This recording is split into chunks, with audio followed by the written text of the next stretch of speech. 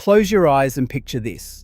A brand new 3-bedroom brick home on a quarter-acre block in the suburbs, a backyard big enough for a hills hoist, a vegetable garden and a game of backyard cricket, a home that a single working bloke on an ordinary wage could save for, walk into a bank and own outright before his kids started high school, all for $30,000.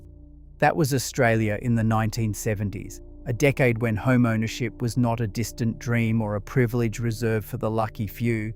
It was just what you did when you grew up, got a job, and decided it was time to put down roots. But that world is gone, and understanding how it worked and why it vanished tells you everything about how Australia changed forever. What $30,000 actually bought you? Let's start with the thing itself, the house. Because when we say $30,000 bought you a house in the 1970s, we are not talking about a fibro shack on a floodplain. We are not talking about something you would pull down and rebuild. We are talking about a proper, solid 3-bedroom brick veneer home in the suburbs of any major Australian city. A real house, a family house. Think about what that meant in practice. 3 bedrooms with actual space in them, not the cupboard-sized rooms developers squeeze in today. A separate lounge room and a dining room.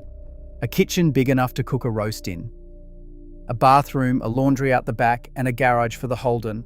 And outside, a block of land, a proper one. 600, 700, sometimes 800 square meters. Room for a veggie patch down the back, a clothesline, a kids' play area, and still enough lawn to make the mowing a Saturday morning job rather than a 2-minute walk around the edges. In Sydney, in 1973, the median house price sat at around $28,000. In Melbourne, it was a touch less. In Brisbane and Adelaide, you could do even better. Perth was opening up, new suburbs pushing out from the city, and a brand new home on a generous block in a decent area would set you back somewhere between $25,000 and $35,000, depending on where you looked and what you wanted. And here is what makes that figure genuinely extraordinary. It was not just cheap in raw numbers. It was cheap relative to wages, relative to the cost of living, relative to the entire fabric of a working person's life. A house cost what it cost, and an ordinary bloke could afford it. Not a doctor, not a lawyer, not someone with a trust fund or a property portfolio, a bloke who drove a truck, laid bricks, worked the counter at a hardware store, or pushed paper at a government department. A regular person. A house was within reach because it was supposed to be within reach. Today, that same house in that same suburb cost you $1 million, sometimes $2 million. The house did not get better. The street did not get wider. The backyard did not grow. The only thing that changed was the price, and the price changed everything. The single income that paid it off. Here's the part that really stops you cold. In the 1970s, a family could buy one of those houses on a single income. Not 2 incomes stretched to breaking point, not a couple both working full-time and still lying awake at 3 in the morning doing sums in their heads that never quite add up. 1 income, 1 job, 1 person going to work each day while the other stayed home, raised the kids, cooked the meals, kept the house running, and still had money left over at the end of the week. That was not a fantasy. That was not something reserved for the wealthy or the lucky. That was just ordinary life for ordinary Australian families in the 1970s. And it worked because the numbers made sense in a way they simply do not anymore. The average male wage in Australia in 1973 was somewhere around $7,000 a year. Now that sounds like nothing today. You hear that figure and you almost laugh. But do not laugh yet, because when you run the numbers against what a house actually cost, something remarkable happens. A house cost roughly 4 times the annual wage, sometimes 3.5 times. In some suburbs and regional areas, even less than that. You would sit down, work out your repayments, look at your wage, and the whole thing would fit together the way it was supposed to. You would take out a mortgage, pay it down steadily over 20 years, and have the whole thing cleared before your kids had finished school.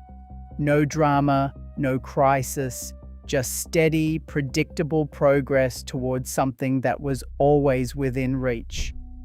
The repayments were manageable on one wage because the maths genuinely worked. You earned enough to cover the mortgage and still have a life. Food on the table every night, a car in the driveway that ran reliably, 2 weeks at the coast every January, usually somewhere up north or down to a caravan park that the kids talked about for months afterward, a few beers at the pub on a Friday, new school shoes when the old ones wore through, nothing extravagant. Nobody was eating out every weekend or renovating the kitchen on a whim, but it was comfortable, it was stable, it was the kind of financial life where you could actually sleep at night without one eye always on the bank balance, where you did not spend Sunday evenings quietly dreading Monday, where the future felt like something you were building rather than something that was happening to you. And then you look at now. The median house price in Sydney today sits somewhere north of $1 million, often well north depending on where you are looking. The average wage is around $90,000 a year before tax. Do that calculation and a house costs more than 11 times the annual wage. 11 times, not 4, not 3.5. 11. And that is before you have factored in stamp duty, which alone can cost tens of thousands of dollars. Before legal fees, building and pest inspections, mortgage insurance if your deposit is not big enough, and the interest on a loan that will run for 30 years if everything goes to plan and nothing goes wrong. 2 incomes are not a bonus anymore. They are not something a young couple is grateful to have. They are the absolute minimum requirement just to be in the conversation. They are the floor, not the ceiling. And here is the brutal truth that nobody in power seems to want to say out loud.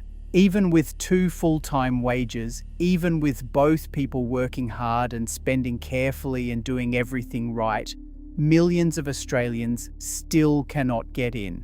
The door is not just harder to open. For a lot of people, it is not opening at all. That is not progress. That is something else entirely. And it is worth being honest about what that something else actually is. Saving the deposit in 2 years. Before you bought the house, you needed a deposit. That's always been true, and it's still true today. But in the 1970s, what that actually meant in practice was so different from the modern experience that it almost feels like a different concept entirely, something that happened to share the same name, but almost nothing else. Back then, saving a deposit meant pulling together roughly 10% of the purchase price. On a $30,000 house, you needed $3,000. Sometimes the bank wanted a touch more, maybe $5,000 if you were borrowing at the higher end, or if the manager wanted to see a bit of extra buffer sitting there. $3,000, $5,000 at a stretch. Hold those numbers in your head for a moment because we are coming back to them. Now think about the maths. A young couple in the early 1970s, both working, careful with money, not splashing out on things they did not need. On a combined income, after covering rent, food, transport, and the ordinary costs of being alive, they could realistically put away $1,500 to $2,000 a year without it feeling like punishment. More if they were disciplined about it. More again if they did what plenty of young couples did back then, which was stay living at home with mum and dad for a year or 2 after they got married, quietly stacking money away while the old man pretended not to notice how full the fridge was getting. Run those numbers, and here is what you get.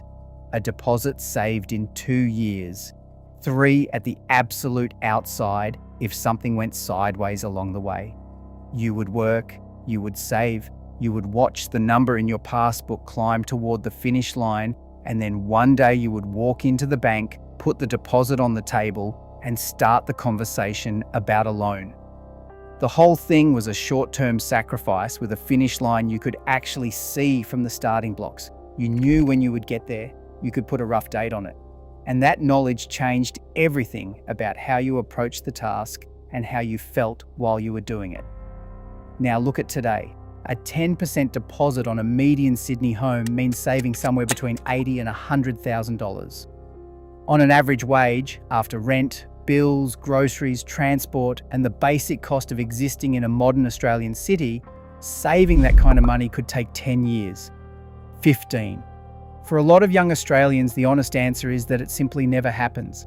And before anyone starts muttering about discipline and sacrifice and cutting back on luxuries, understand this. It is not a lifestyle problem. It is a maths problem. The numbers do not work. They have not worked for a long time.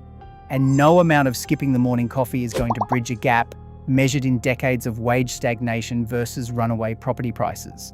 In the 1970s, the finish line was visible. Today, for too many people, it is not there at all. The neighbourhoods that are now worth millions. Here is a funny thing about the suburbs that working families moved into in the 1970s. Half of them are now among the most expensive postcodes in the country.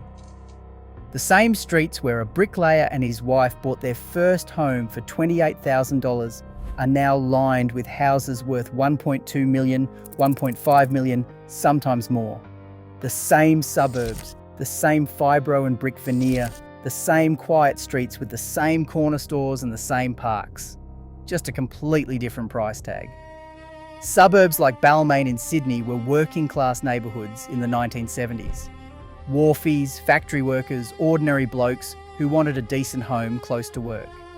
Fitzroy in Melbourne was much the same. Terrace houses that nobody wanted, streets that the well-heeled avoided, properties that changed hands for figures that would barely cover the stamp duty today. People bought there because it was what they could afford, not because they were making a savvy investment decision or banking on gentrification. They just needed a house, and that is where the houses were. And in Brisbane, you could buy into suburbs 10 minutes from the CBD for a song. In Adelaide, whole streets of solid stone and brick homes were available to anyone with a modest savings account and a steady job. Even in Perth, which was still stretching its legs in the early 1970s, new suburbs were going up constantly, affordable, well-built and within reach of any working family. Nobody looked at those streets and thought future goldmine. They thought good school nearby, bus to the city, nice neighbours, a bit of a backyard. That was the whole calculation. And the families who bought there, who planted their lemon trees and painted their verandas and raised their kids in those houses, they were not speculating, they were just living. It is only in hindsight that we can see how completely the ground shifted beneath them and how far away from ordinary those once ordinary streets have travelled. The block sizes that would blow your mind today. In the 1970s, when you bought a house in the suburbs, you bought land with it. Real land. Not a postage stamp squeezed between two other postage stamps, not a narrow strip where you can shake hands with your neighbour through the bedroom window. Actual, generous, usable land. The kind of block where you could grow things, build things, let the dog roam, kick a ball with your kids, and still have room left over. The standard suburban block in the early 1970s sat somewhere between 600 and 800 square metres. In many areas, it was bigger. 1,000 square metres was not unusual. In some of the new outer suburbs pushing out from Melbourne, Sydney and Brisbane, you could buy a newly built home on a block that would be considered a small farm by today's standards, all for under $30,000. Square metres were the norm. That land came with the house as standard. It was not an upgrade. It was not a premium option. It was just what you got. Because in the 1970s, Australia had space, and the people developing it had not yet figured out that you could squeeze 3 houses onto a block that once held one, charge more per square metre than anyone had ever thought possible, and still find buyers desperate enough to pay it. Space was part of the plan. The quarter-acre block was more than just a measurement. It was a philosophy. It was the idea that an Australian home came with room to breathe, room to live, room to be a family without bumping into each other every time you turned around. The hills hoist in the middle of the backyard, the vegetable garden down the far end, the shed where Dad kept his tools and spent Sunday mornings pretending to fix something. These things needed space, and in the 1970s, space was part of the deal. Quarter acre meant more than size. Today, New housing estates are carving up land into 300 and 400 square metre lots and calling it generous. Townhouses and units occupy spaces that once held single homes with room to spare, and buyers, desperate to get a foothold in the market at all, accept it because they have no choice. The quarter-acre block has not just become expensive. In most suburbs, it has simply stopped existing. How you actually bought a house back then. The process of buying a house in the 1970s was nothing like the ordeal it's become today. There were no online listings with 300 photos and a virtual walkthrough, no auction day theatre with a crowd of anxious bidders clutching their phones and watching a price go somewhere cruel and unreasonable. No buyer's agents, no pre-auction offers, no exchange of contracts, followed by a 4-week waiting period and 17 different inspections. You found out a house was for sale because a sign went up in the front yard. Sometimes a neighbour told you. Sometimes you saw it listed in the classifieds in the back of the local newspaper. 2 lines, a price, a phone number, and a brief description that told you almost nothing. You'd ring the number, arrange a time to have a look, walk through with the owner or the agent, kick the tyres a bit, and decide whether you wanted it. Prices were negotiated between people.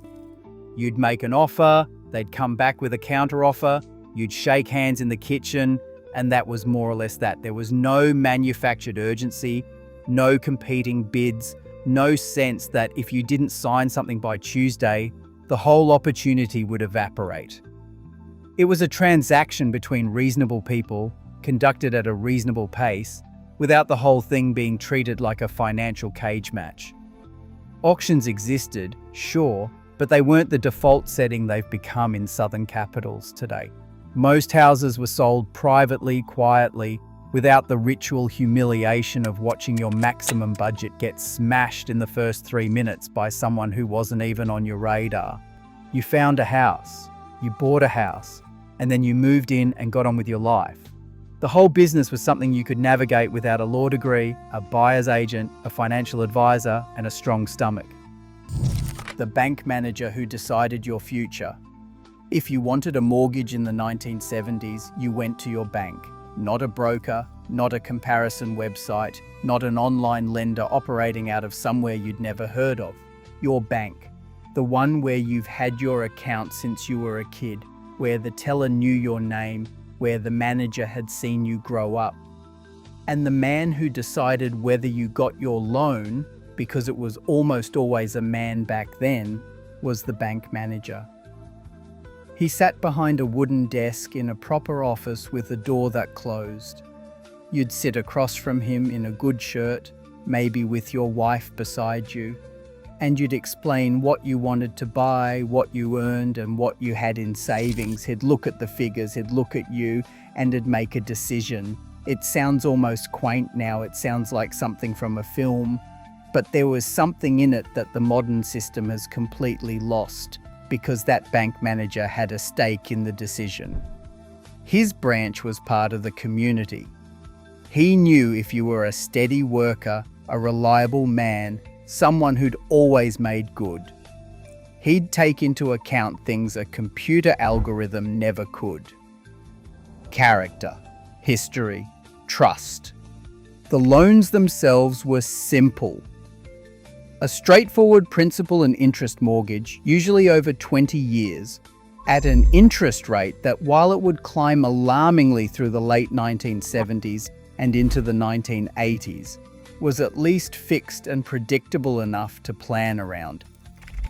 There were no honeymoon rates designed to lure you in before the real cost kicked in. No 500-page product disclosure documents. No fees buried 12 pages into the fine print. Just a loan, a repayment schedule, and a handshake. Getting knocked back was rare if you'd done the groundwork. Saved your deposit, held down a steady job, kept your account in order. The bank wanted to lend you the money because a home loan was a good, safe investment for them. They weren't taking a risk on you. They were investing in a community they were part of.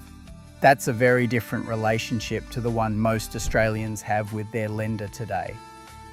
the build quality, and the bloke who built it. The houses that went up in the 1970s weren't just affordable. In many cases, they were built better than a lot of what gets thrown up today. Brick veneer was the standard, and it was solid, weather-resistant, and built to last. The blokes who built them took their time because there wasn't yet the pressure to get 100 houses up by Christmas and move on to the next development before the paint was dry. Your local builder was often a tradesman who had built half the houses in the street. He had a small crew, maybe 4 or 5 blokes, and they would work through a project methodically, doing it right, coming back to fix anything that wasn't up to scratch. The bricklayer who laid your walls was a craftsman. The carpenter who framed your roof had been doing it for 20 years. Nobody was cutting corners because they had been pushed to deliver on a timeline that made proper construction impossible. The standard inclusions in a new home back then were modest but honest, solid, timber window frames, real plaster walls, not the plasterboard that gets dented if you look at it sideways, Jara floorboards in some states, ceramic tiles in the bathroom that would still be going strong 40 years later, a kitchen that was functional and built in, not a flat pack assembly job that started delaminating within the decade. These homes were built for the long run because the people who built them expected to still be around when problems came up and expected to be held accountable. And the people who bought them, working families who had often saved for years and stretched themselves to do it, they looked after those homes. They repainted when it needed it, fixed the gutters before they became a problem, maintained the garden, the fences, the front path. Because the house wasn't a stepping stone to something else. It was the something else. It was the destination, and you treated your destination with respect, moving in day and what came with the house. Moving day in the 1970s was a community event, not a commercial operation with a professional removalist company and a truck the size of a small ship. You would ring a few mates, maybe hire a truck for the day, and the whole business would be organised by the end of a single phone call on the rotary dial. People showed up. They always showed up. You would load the furniture, drive it across, unload it, and by late afternoon you would be in the backyard with a cold beer, the Hills hoist already assembled because someone had sorted it before you had even walked through the front door. What came with the house back then was simple but sufficient. The stove, the hot water system, window coverings sometimes, a garden that the previous owners had actually maintained because they had lived there for 20 years and taken pride in it. No staging, no styling, no carefully arranged cushions designed to make you feel like you were buying into a lifestyle rather than a building. Just a house, clean and ready, with enough space and enough bones to build a life in. The neighbours would come over, not in an organised way, not with an invitation, just over the back fence or with a knock at the door, a plate of biscuits, an offer to help with anything that needed doing, a welcome to the street that wasn't a performance but a genuine, ordinary act of community. Because in the 1970s, when someone new moved in, the street took notice, and the street showed up. You unpacked your boxes, hung your pictures, put your kettle on the bench, and that was it. You were home. Not temporarily, not as a pit stop on the way to something better. Home. The kids would find the kids on the street within a week. You would figure out which neighbours to keep a slight distance from and which ones would become friends for life. The house would slowly take on the shape of your family.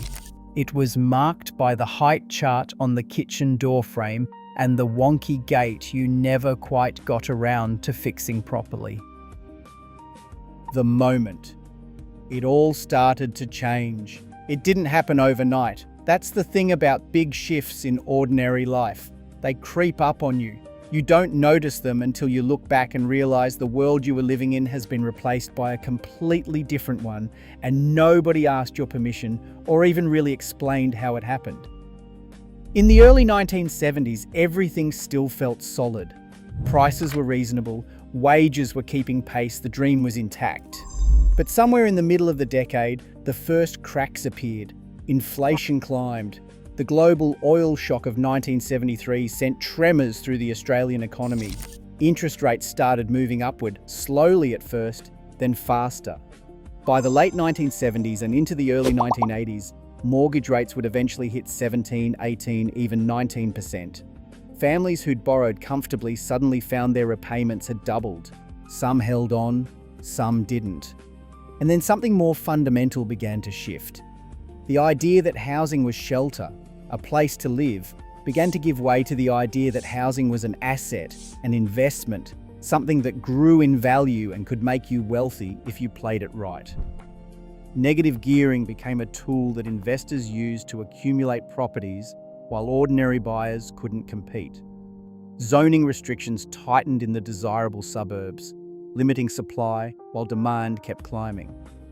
Superannuation and compulsory savings shifted the way Australians thought about wealth, and property became the primary vehicle through which ordinary people tried to secure their financial futures. By the mid-1980s, something had fundamentally changed. The ratio of house prices to wages was rising, and it would never come back down. The window that had been open for the entire post-war generation, that simple, honest window through which an ordinary working person could climb into home ownership without extraordinary sacrifice or extraordinary luck, was quietly, almost invisibly, swinging shut. It didn't close all at once, but it closed. And for millions of younger Australians born too late to step through it, the 1970s housing market isn't just history, it's a kind of grief, a mourning for something they never had and can barely imagine. 10 things about housing in the 1970s that feel almost impossible now.